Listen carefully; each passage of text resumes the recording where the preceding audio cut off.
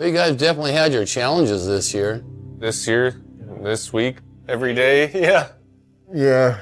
It just feels like it was a disjointed season with a lot of problems, but we got through her.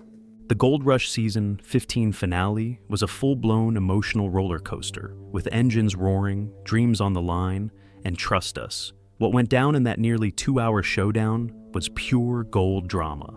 Let's break it down, minor by minor, starting with a comeback story that hit everyone right in the feels.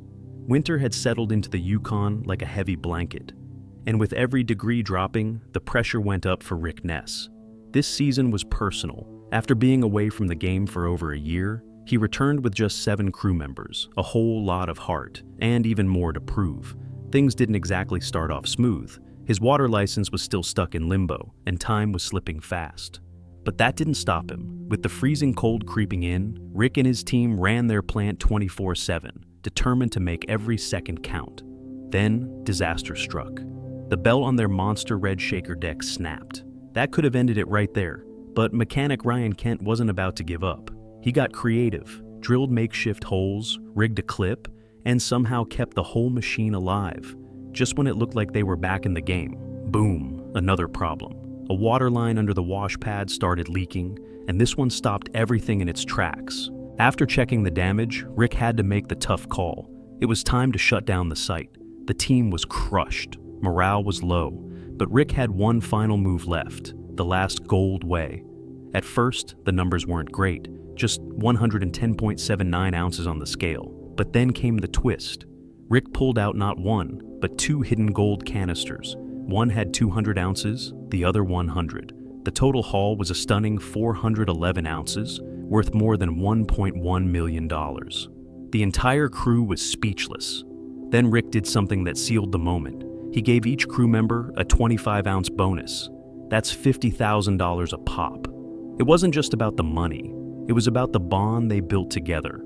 And Rick made a promise. If the water license comes through, they'll be back next season. Stronger, tighter, and even more golden.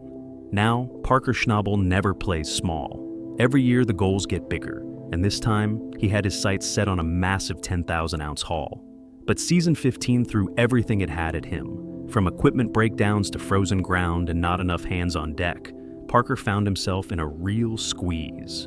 The pressure was so intense, he had to dial back that big goal to 8,000 ounces, something he's never had to do in his entire 14-year mining career. And even then, it was going to be tight.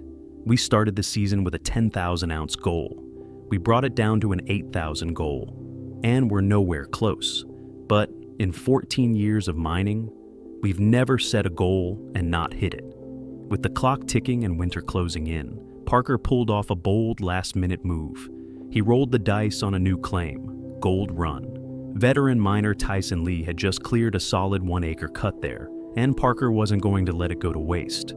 To handle the dirt fast, he brought in the Rock Gobbler, a classic old-school shaker deck that's been around the block but still gets the job done.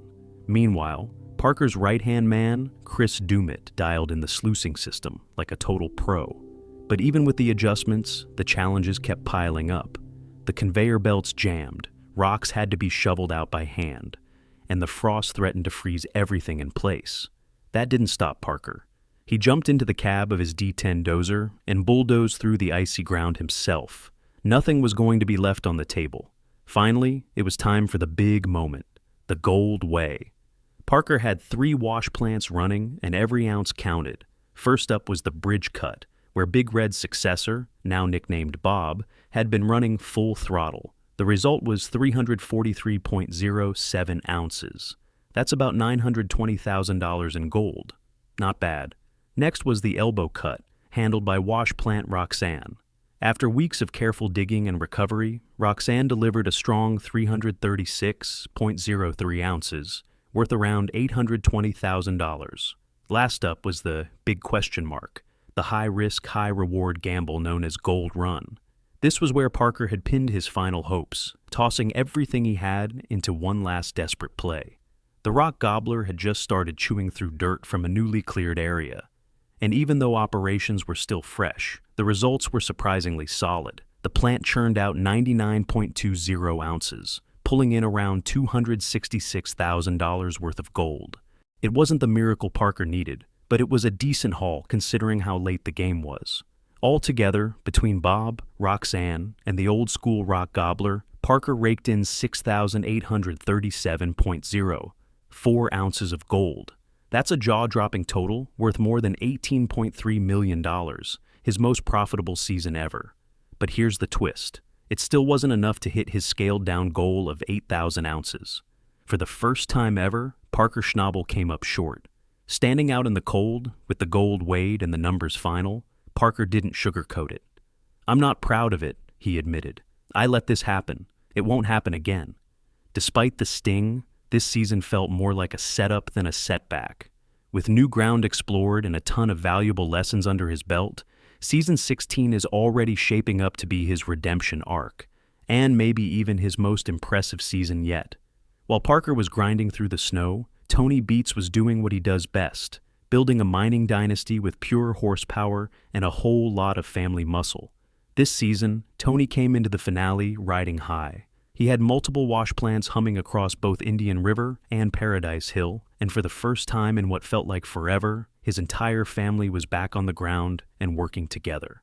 Tony's daughter Monica led the charge with a brand new wash plant called Herald, which was aimed at recovering gold from old tailings left behind by the original miners. Meanwhile, Tony's cousin Mike handled things at Indian River, and his son Mike Jr. ran the trommel plant up at Paradise Hill like clockwork. Even Kevin, Tony's other son, was back in the mix, now leading his own crew and feeding precious royalty ounces into the family's total. Everything was going smoothly until, of course, a massive water pipe burst.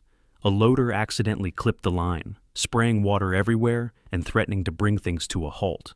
But cousin Mike didn't blink. He jumped in, slapped a collar on the damaged pipe, patched it up, and had everyone back sluicing in no time. Crisis averted, Beets style. Finally, it was time for the family to come together and weigh the season's results. Spirits were high, and the first weigh-in didn't disappoint. Monica's tailings operation pulled in 46.56 ounces, not bad at all for a short test run, adding about $124,000 to the pot. Over at Indian River, the wash plant sloot delivered a serious performance, turning out 211.88 ounces, bringing in over $565,000. But the biggest numbers came from the trommel at Paradise Hill, where 228.07 ounces of gold rolled in, worth more than $600,000 on its own. When it was all tallied up, the Beets family ended the season with a whopping 5,777.12 ounces. That's 777 ounces more than their goal, with a total value well over $18 million. For Tony Beets, this wasn't just another notch in the belt. It was the most productive and rewarding season of his 40-year mining career.